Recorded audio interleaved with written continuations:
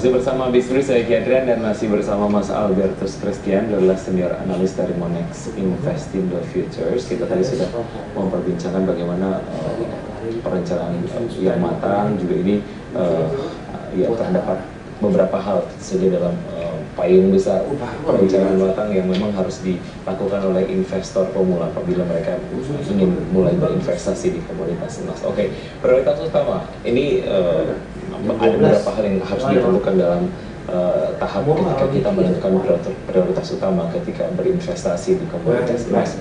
Ini menjadi sebuah investasi yang resikonya dapat diukur. Tentu saja ada beberapa strategi yang bisa dilakukan.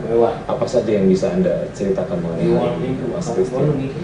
Yang pertama kan mungkin kita harus bisa membaca dari kondisi pasar ya, atau dengan biasanya kita berevolusi dengan menjadi technical trader.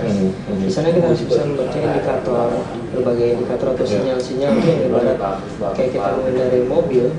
Itu di sana kita lihat, oh ini lagi lampu merah atau lampu hijau. Di sana indikator berfungsinya seperti itu. Cuman saking banyaknya indikator yang ada di bursa Binaka ini, kemudian bahkan yang platform yang tercanggih saat ini yang digunakan oleh seperti MetaTrader ya, itu kan indikatornya ada ratusan, sehingga akhirnya teknologi seperti itu bisa memberikan kita sinyal yang cukup banyak.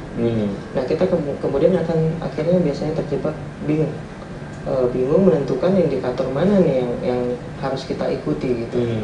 Nah biasanya akhirnya pemilihannya muncul kepada satu konsep yang namanya risk and reward. Jadi kita bisa memilih probabilitas untuk berinvestasi yang tertinggi, menghasilkan return yang tertinggi dengan memilih rasio risk and rewardnya yang terbaik gitu. Itu bisa diterapkan misalnya dengan mengambil konsep rasio Dow Jones dan Gold. Jadi di sana kan ada rasio ya, indeks saham gabungan Dow Jones dalam hal ini, atau misalnya bisa indeks gabungan IHSG terhadap emas. Jadi rasio itu kurang lebih menggambarkan berapa sih untuk membeli satu lembar saham Dow Jones itu dibutuhkan berapa gold. Jadi di sana kita bisa melihat, oh ini lagi ada peluang yang cukup baik, misalnya dan maksimum minimumnya untuk rasio Dow Jones dan gold itu pernah titik terendahnya adalah minimumnya di 1 ya. Artinya di sana emasnya itu lagi murah gitu untuk membeli saham indeks gabungan.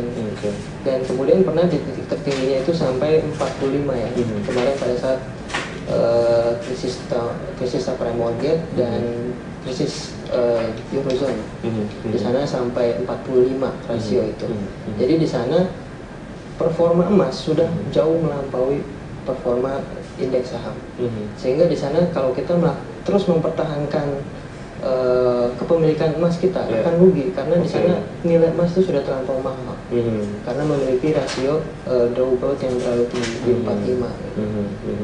Ya, ini sebuah pembelajaran juga ya untuk investor yang tidak terlalu reaktif. Ini kita sempat memperbincangkan ketika jeda tadi. Ada satu karakteristik dari investor yang tentu saja ini dimiliki oleh investor itu sendiri. Oke, ketika saya mulai berinvestasi di komoditas emas, saya akan menjadi seorang investor untuk jangka panjang gitu. Itu artinya saya akan tidak terlalu reaktif. Namun ternyata hal ini sebetulnya menjadi sebuah langkah yang merugikan.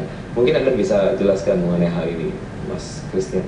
Betul. Jadi jika kita tidak reaktif dalam investasi kita di emas ya, yang sebenarnya sangat-sangat dinamis. Jadi dia akan berfluktuasi, naik turun, dan jika kita tidak reaktif mengantisipasi penurunannya itu, maka portofolio para investor yang meskipun jangka panjang pun akan tergerus. Apalagi kan kondisi yang terakhir ya, berdasarkan rasio Dow Jones terhadap gold itu sudah di level yang cukup tinggi, sekitar 30 terakhir. Artinya di sana emas beresiko untuk terkoreksi, karena dalam 10 tahun terakhir ini dia mengalami siklus super uptrend, sehingga biasanya koreksinya itu 5-10%. Saat ini yang kemudian dilakukan oleh investor yang sudah berinvestasi di emas, apakah ini kemudian menjadi satu saat di mana emas akan terkoreksi atau seperti apa yang kemudian aksi yang dilakukan sebetulnya untuk bisa menjaga ini menjadi sebuah momen yang bisa dilalui tanpa kemudian kita mengalami kerugian gitu. Betul, jadi memang patut kita ingat juga pernah terjadi ya suatu kondisi emas tuh hanya dalam satu hari itu turun sebesar $130 per troy ounce, dan itu tentunya menimbulkan efek psikologis yang traumatis bagi investor jangka panjang. Sudah menahan posisinya terus turun begitu drastis. Walaupun nanti harganya akan balik lagi normal ya, maksudnya walaupun bisa balik lagi tapi still ini adalah merupakan sebuah kerugian. Tapi ini adalah kita bicara bagaimana meminimalisir kerugian ya sampai ke angka yang paling kecil. Oke.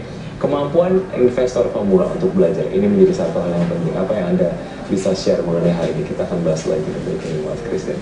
Ya, baik, pemirsa, kami akan segera kembali setelah jeda berikut yang kemana.